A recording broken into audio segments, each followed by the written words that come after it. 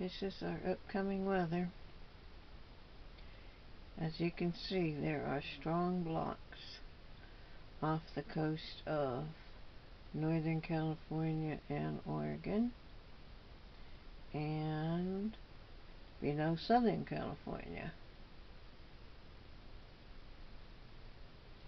We don't too often see the storms being totally blocked from coming in to the Pacific Northwest.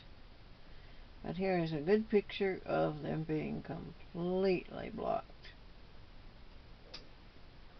Alright, that's it. I hope you guys in the South do okay and don't get drowned. Take care.